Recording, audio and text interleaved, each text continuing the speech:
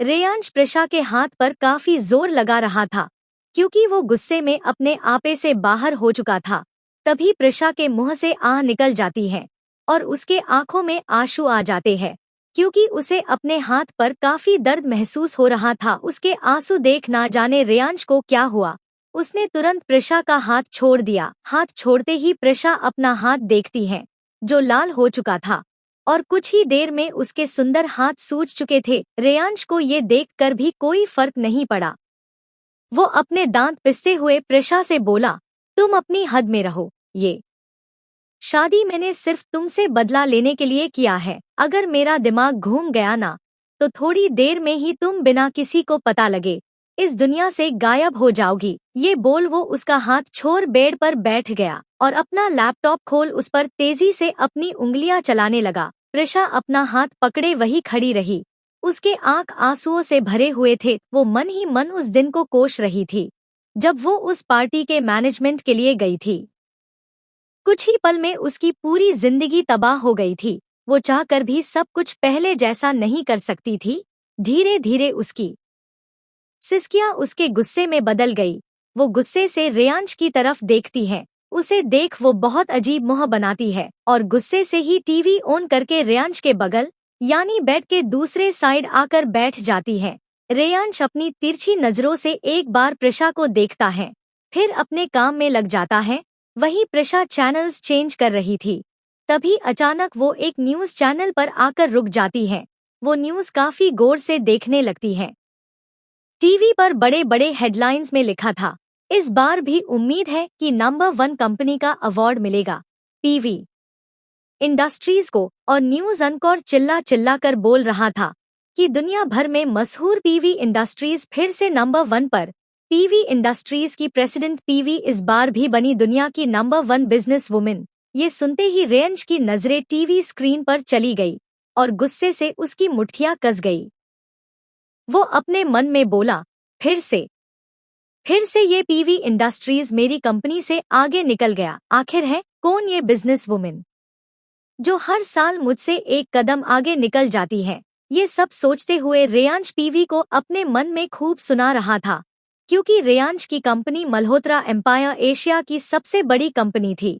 लेकिन ये PV industries पूरे वर्ल्ड में फैली थी। कह सकते थे कि इस इंडस्ट्रीज का एम्पायर पूरे वर्ल्ड में फैला हुआ है। हर साल बेस्ट बिजनेस मैन का अवार्ड पीवी को ही मिलता था। मल्होत्रा एम्पायर हमेशा 2 एनडी नंबर पर रह जाती थी और इस बात से रेयांश को काफी गुस्सा आता था। और अभी ये न्यूज देखकर भी रेयांश को काफी गुस्सा आ रहा था। तभी न्यूज एंकर कहता है, आखिर कौन है ये पीवी और क्यों ये कभी किसी के सामने नहीं आती? इतना सक्सेसफुल होने के बाद भी ये क्यों कभी कोई अवार्ड फंक्शन अटेंड नहीं करती? आखिर क्यों? ये बात सुनकर धीरे धीरे रेयांश का गुस्सा बढ़ रहा था। वो इस बात से अनजान था कि कब से 2 जोड़ी आंखें उसे देख देख कर मन ही मन हंस रही हैं। वो प्रिशा थी। वो जानती थी कि ये न्यूज सुन रेयांश को गुस्सा आ रहा है, इसीलिए वो उसे चिढ़ाने के लिए यही चैनल रहने देती है। क्योंकि प्रिशा को उसका अजीब बना हुआ चेहरा देख हंसी आ रही थी। रेयांश अपने मन में जब पीवी इंडस्ट्रीज की प्रेसिडेंट पीवी को खूब सुना चुका होता है, तब वो अपना चेहरा घुमाकर प्रिशा को देखता है, जो उसे देखकर ही बिना आवाज किए हंसे जा रही थी। प्रिशा को देख रेयांश की बवें तन गई। वो हल्के गुस्से में बोलता है, तुम जो ये हरकतें कर रही हो ना, बहुत महंगा पड़ेगा मिस प्रिशा वर्मा। तभी उसकी बात कटते हुए प्रिशा बोली, मिस्टर डेविल, प्रिशा वर्मा नहीं, मिसेस प्रिशा। रेयांश मल्होत्रा। प्रिशा के मुंह से ये नाम सुन रेयांश को अपने अंदर कुछ अजीब महसूस हुआ, जैसे उसे इस बात से खुशी हुई हो कि प्रिशा ने अपने नाम के साथ उसका नाम लगाया। पर वो अपने चेहरे को सख्त बनाए हुए कठोर भाव से कहता है, सपने सोने के बाद देखा करो, खुली आंखों से नहीं। तुम मेरी बीवी तो हो, पर नाम की तो भूल जाओ कि तुम्हें कभी मेरी बीवी होने का हक मिलेगा। ये बोल वो अपना लैपटॉप लेकर रूम से निकल जाता है। बाहर आकर रेयांश अपनी एक सरसरी निगाह पूरे हॉल में घुमाता है, जहां इस वक्त कोई नहीं था। गेट पर उसके कुछ गार्ड्स मौजूद थे और पूरा मल्होत्रा मेंशन सिक्योर था। रेयांश हमेशा अपनी और अपनी फैमिली की प्रोटेक्शन का ध्यान रखता था, क्योंकि वो जानता था कि वो एशियन माफिया किंग है। और साथ में मल्होत्रा एम्पायर का सीईओ भी उसके अंडरवर्ल्ड के भी काफी दुश्मन थे, जो उसे मारकर अंडरवर्ल्ड पर राज करना चाहते थे। इसीलिए वो हमेशा सिक्योरिटी बढ़ाए रखता था।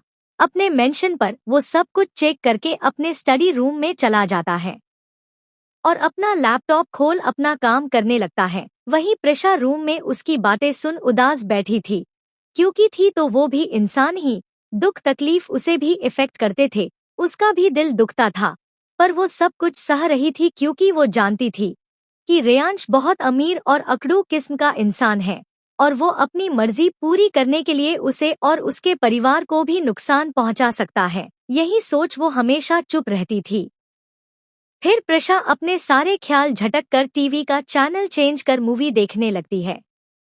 कुछ लोग अपनी ताकत का एहसास कराने के लिए शोर मचाते हैं और कुछ खामोशी से वो कर जाते हैं जिसकी किसी ने कल्पना भी नहीं की होती। रेयांश मल्होत्रा अपनी जिंदगी में पहली बार एक ऐसी पहेली के सामने था जिसका जवाब उसे नहीं मिल रहा था। प्रिशा उसकी सबसे बड़ी बेइज्जती थी या उसकी सबसे बड़ी चुनौती, ये बात उसे समझ नहीं आ रही थी।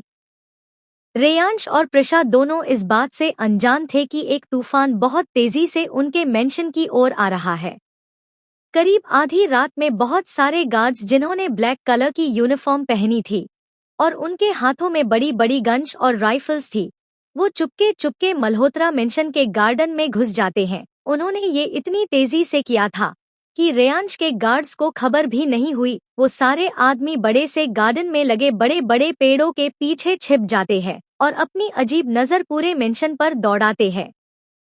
वहीं प्रिशा टीवी देखकर थक चुकी थी, इसीलिए वो उठकर बाहर बालकनी में चली जाती है। वहां पहुंच वो गार्डन को देखती है जहां चारों तरफ सन्नाटा था, लेकिन वह हवा में कुछ अजीब महसूस करती है।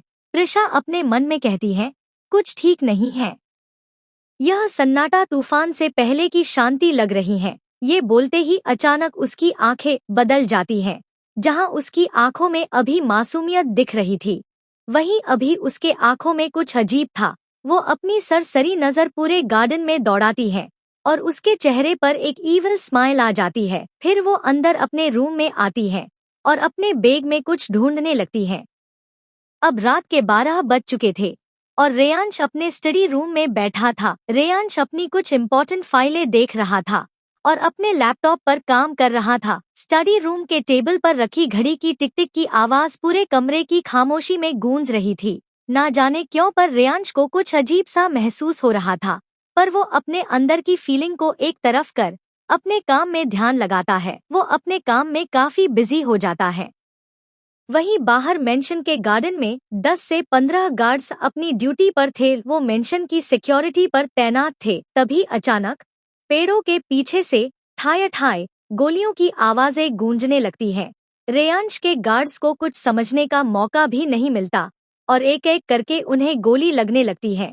किसी के सर पर गोली लगी तो किसी के पैर, हाथ और पेट में। काफी गार्ड्स गोली लगकर मर चुके थे। कुछ ही मिनटों में पूरा गार्डन लाशों से भर गया था। मेंशन के एंट्री गेट पर भी लाशें बिछी हुई थी। ये देखने में बहुत खौफनाक मंजर था। वो अटैकर्स काले आउटफिट में और चेहरे पर नकाब पहने एक एक कर सबको मारे जा रहे थे। अचानक हमला होने की वजह से रेयांश के गार्ड्स जल्दी रिस्पॉन्स नहीं दे पाए, लेकिन जैसी ही उन्हें समझ आया, उन्होंने फायरिंग करना स्टार्ट कर दिया। दोनों तरफ से गोलियां चल रही थी।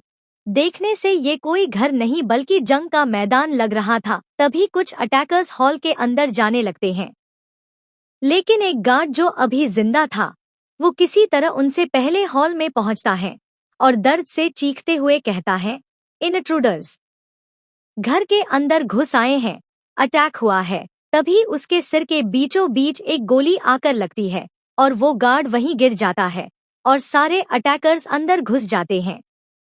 ये सिर्फ एक हमला नहीं था, यह रेयांश मल्होत्रा की सल्तनत पर एक ऐलान जंग था। एक ऐसी जंग जिसकी शुरुआत खूनी थी और जिसका अंजाम सिर्फ और सिर्फ तबाही। फिर जब सारे अटैकर्स अंदर आ जाते हैं तो उन अटैकर्स का लीडर अपने साथियों की तरफ मुड़कर बेहद सर्द आवाज में कहता है, जाओ और आज पूरे मल्होत्रा खानदान की कहानी खत्म कर दो, कोई भी बचना नहीं चाहिए। एक एक इंसान की लाशें गिरा दो, आज यहाँ से कोई भी जिंदा बाहर न जा पाए, इतना बोल वो फिर जोर से चिल्लाकर बोलता है। Is that clear? सभी लोग वैसे ही कहते हैं, यस बॉस। वहीं मल्होत्रा मेंशन में क्या हो रहा है इन सब से रेयांश अनजान था, क्योंकि उसका स्टडी रूम साउंड प्रूफ था। बाहर की कोई आवाज उसके कानों तक नहीं पहुंच रही थी, पर उस अंदर से कुछ बेचैनी हो रही थी, जैसे कुछ गलत हो रहा है। वहीं परिवार के सभी लोग अपने अपने कमरे में सो रहे थे। उन्हें किसी चीज की खबर ही नहीं थी कि घर में कौन सी सुनामी आ चुकी है। वहीं अटैकर्स मेंशन के अंदर घुस चुके थे। वो लोग सबके कमरों की तरफ जा रहे थे। तभी अचानक पूरे हॉल की लाइट्स बुझ जाती हैं। पूरा हॉल अंधेरे में डूब जाता है। सारे अटैकर्स चौंक जाते हैं। तभी एक ठंडी हवा उन सब के पास से होकर गुजरती है और किसी के कदमों की आहट सुनाई देती है। अटैकर्स हैरान रह जाते हैं। बाहर से आती हल्की रोशनी में किसी की परछाई दिखाई दे रही थी, जो काफी खौफनाक लग रहा था। उस परछाई की हाथों की नशे तनी हुई थी और वो नशे बेहद नीली दिखाई दे रही थी। उसकी आंखें भी गुस्से से खून उगल रही थी। उस खौफनाक परछाई के हाथ में एक चाकू था, जो बेहद तेज लग रहा था। जब सारे गार्ड्स ये सब देखते हैं, तो सबका खून जम जाता है और फिर उस हॉल में बस चीखें सुनाई देती हैं। एक एक करके वो सारे अटैकर्स जमीन पर गिरने लगते हैं।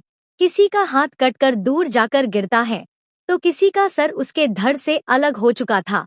उस हॉल में बेहद दर्दनाक चीखें गूंज रही थी।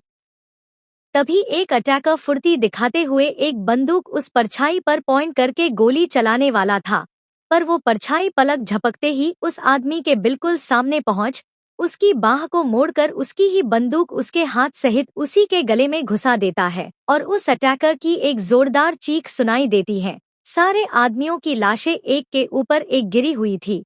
किसी का हाथ कहीं पड़ा था और किसी का गला कहीं पड़ा था। पूरे हॉल की फर्श लाल रंग में रंग चुकी थी। खून की नदियां बह रही थी। ऐसा लग रहा था कि वहां किसी बेहद बेरहम इंसान ने खून से होली खेली हो। अगर कोई नॉर्मल इंसान ये सब अपनी आंखों से देख लेता तो वो वहीं मर जाता। तभी वो परछाई सबको मारने के बाद उन्हीं के बीच बैठ एक सिगरेट निकालकर जलाता है और उसके कश लेते हुए एक ईविल स्माइल करके कहता है, द एंड। पूरे मल्होत्रा मेंशन में मौत का तांडव हो चुका था। एक ऐसी ताकत का तांडव जो बेहद बेरहम था। देखने से ये किसी इंसान का काम नहीं लग रहा था। ये मंजर कुछ और ही कह रहा था। वहीं इतनी चीखें सुन देविका जी की नींद टूट चुकी थी।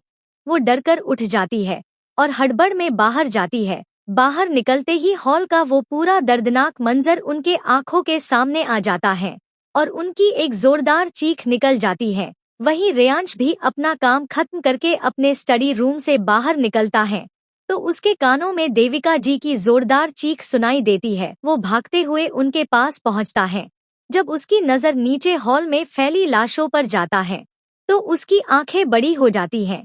वहीं देविका जी तो ये सब देख सदमे में ही चली जाती हैं। उनके मुंह से बस इतना निकलता है, "हैं भगवान, ये सब क्या है?"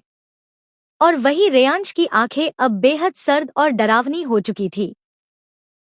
और देविका जी की चीख सुनकर परिवार के सभी सदस्य अपने अपने कमरों से बाहर निकलते हैं और हॉल में आते हैं। वो सब आधी नींद में थे, पर जब उनकी नजरें उन बेरहमी से कटी फटी लाशों पर पड़ती हैं, तो सबकी नींद के साथ साथ तोते भी उड़ जाती है। सब लाशों का ढेर देखकर हैरान रह जाते हैं। वहीं आहाना तो ये सब देख बहुत डर जाती है और रोते हुए समर से चिपक जाती है और समर ये सब देख हकलाते हुए कहता है, ये सब क्या है? किसने किया ये सब? तभी रेयांश गुस्से में गरजते हुए सारी लाशों पर नजर डालता हुआ कहता है, मेरे घर के अंदर घुसकर मेरे गार्ड्स को और मेरे लोगों को किसने मारा? इतनी हिम्मत आखिर किसकी हुई? क्या मेरा खौफ खत्म हो गया है? वो सब हॉल में खड़े थे और रेयांश गुस्से से उबल रहा था। वहीं बाहर गार्डन में फाउंटेन के पास एक खून से लथपथ खंजर गिरा हुआ था। वहां वही परछाई खड़ी थी। उसके लंबे बाल उसके कमर तक झूल रहे थे। वो वही खड़े होकर पूरे मेंशन को अपनी खतरनाक नजरों से देख रही थी और फिर पलक झपकते ही वो परछाई गायब हो जाती है। वहीं अंदर रेयांश गुस्से से चिल्लाते हुए कहता है, जिसने भी मेरे घर में कदम रखने की कोशिश की है उसे दोबारा याद दिलाऊंगा मैं कि आखिर ये माफिया किंग क्या चीज है। नरेशन। यह सिर्फ एक हमला नहीं था, यह एक चेतावनी थी, लेकिन रेयांश नहीं जानता था कि उन शिकारियों से उसे बचाने वाली शख्सियत वो थी जो सिर्फ एशिया ही नहीं बल्कि पूरी दुनिया के दिलों में खौफ का नाम है। एक ऐसी शख्सियत जिसके सिर्फ नाम के जिक्र से बड़े बड़े माफिया के रूह कांप उठती है। आखिर कौन थे वो लोग जिन्होंने मल्होत्रा मेंशन पर हमला किया था, और कौन था वो परछाई जिसने एक एक को बड़ी बेरहमी से मारा? क्या रेयांश उसका पता लगा पाएगा? जानने के लिए डेडली डिजायर का नेक्स्ट एपिसोड सिर्फ कहानी बॉक्स एफएम पर। अगर स्टोरी पसंद आ रही है तो चैनल को लाइक शेयर एंड सब्सक्राइब करना ना भूले। Keep watching and keep loving.